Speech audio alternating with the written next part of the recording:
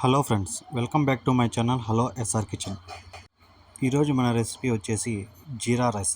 ఈజీగా ఎలా చేసుకోవాలో ఈ వీడియోలో చెప్తాను. మనకి జీరా రైస్ చేయడానికి పెద్ద ఐటమ్స్ ఏమీ అవసరం లేదు.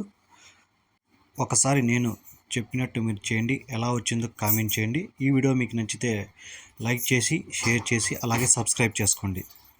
ఇక వీడియోలోకి వెళ్ళిపోదాం.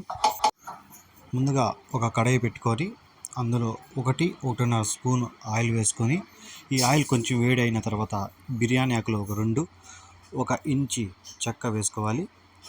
1 ఇంచి చెక్క వేసుకున్నాక ఒకటి లేదా 2 ఏలక బుడ్లు అంటే ఇలాచీలు వేసుకొని కొద్దిగా ఫ్రై చేసుకోవాలి. ఇది ఒక 20 సెకండ్లు 30 సెకండ్లు ఫ్రై అయిన తర్వాత మనం 1 స్పూన్ అంత జీలకర్ర వేసుకోవాలి. ఈ జీలకర్ర వేసుకున్న తర్వాత కొద్దిగా ఇవంతా కలుపుకొని మనం ఫ్రై చేసుకోవాలి. ఇవన్నీ లో ఫ్లేమ్లోనే ఫ్రై చేసుకోవాలి. హై ఫ్లేమ్లో పెట్టేసి మాడిపోతాయి. అలాగే ఒక 3-4 ఒట్టిమిరపకాయలు వేసుకొని మనం ఫ్రై చేసుకుందాం.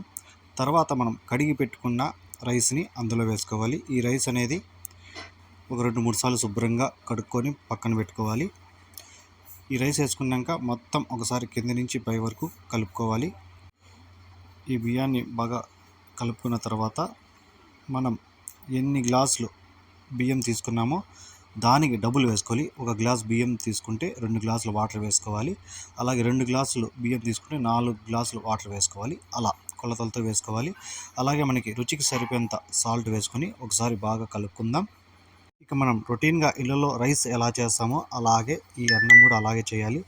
ఇందులో పెద్ద సమస్య ఏం లేదు. ఈ రైస్ కూడా ఒక 80% ఉడికిన తర్వాత ఒక లో ఫ్లేమ్లో ఒక 4-5 నిమిషాల వరకు మనం కుక్ చేసుకుందాం. అలా ప్లేట్ పెట్టుకొని కుక్ చేసుకున్న తర్వాత, కుక్ అంటే మనం దమ్ ఎలా పడతామో అలా, మనకైతే ఈ జీరా రైస్ అయితే రెడీ అయిపోయింది. ఇది వచ్చి మనకి టమాటా చట్నీ పప్పులోకి అయితే సూపర్గా ఉంటుంది. చూసారా ఎలా వచ్చిందో రెసిపీ. ఈ రెసిపీ మీకు నచ్చితే ప్లీజ్ సబ్స్క్రైబ్.